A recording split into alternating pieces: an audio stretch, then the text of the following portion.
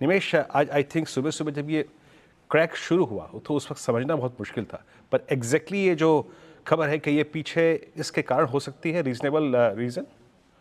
सो वीरू, ये एक रीज़न हो सकता है, बट मैं बहुत क्लैरिफाई करना चाहता हूँ कि ये कोई पैनिक करने का रीज़न नहीं है, या हमको कोई पैनिक नहीं कराना है। एक सिंपल सी चीज़ है जो मैं आपको समझाऊंगा कि आज क्या हुआ और आज इसका रेलेवेंस क्या है।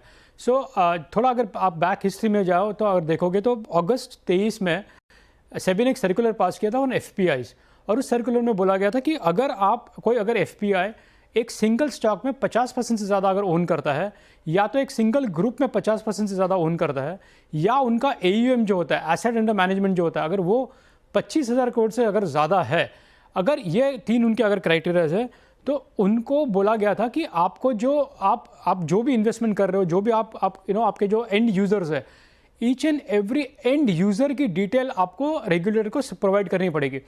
आपको सिंपल टर्म्स में समझाओ तो बहुत पहले पी-नोट का बहुत मिसयूज़ हुआ करता था, हमको पता नहीं चलता था कि उसका एंड यूज़र क्या है।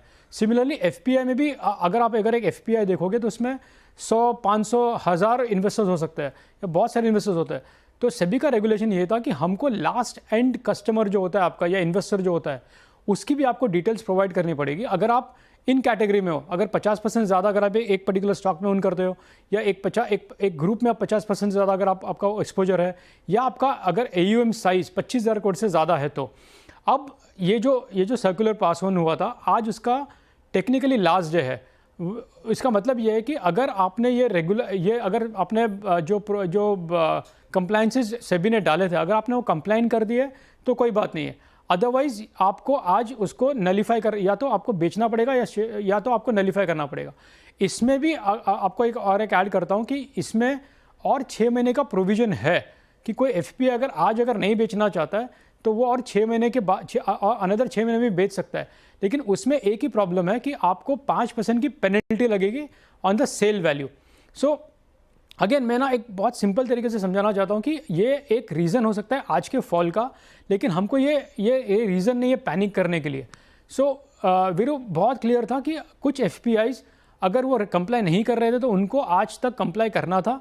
अगर आप कंप्लाई नहीं कर रहे हो तो या तो आप आज बेच दो उस जो ओवर एक्सपोजर आपका है वो, या तो अगर आप मंडे के बाद अगर आप बेचोगे तो उसमें आपको 5% पेनल्टी लगेगी सेल वैल्यू पे। आपने किस लेवल पे लिया था, आपका प्रॉफिट कितना हुआ, उस पर नहीं है, सीधा सेल वैल्यू पे 5% आपको पेनल्टी देना पड़ेगा सेबी को। तो ये एक रेगुलेशन था, आज उसका डेडलाइन था। इसके लिए शायद मार्केट से फीडबैक है कि शायद ये एक रीज़न हो सकता है।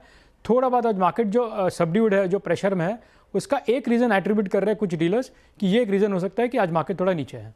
35 पॉइंट कमज़ोर है। तो आज रात को भी आपको अमेरिका में कोई बड़ी रिलीफ हो ऐसा लग नहीं रहा है।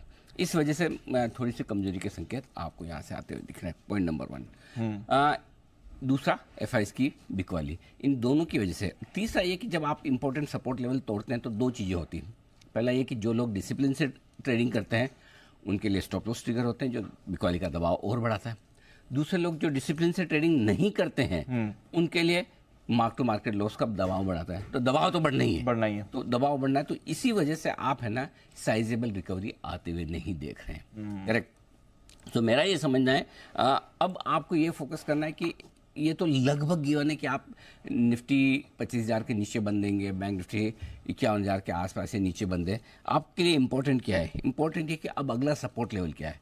सो निफ्टी के लिए जो अगला सपोर्ट लेवल है वो है 24,735 से 24,825।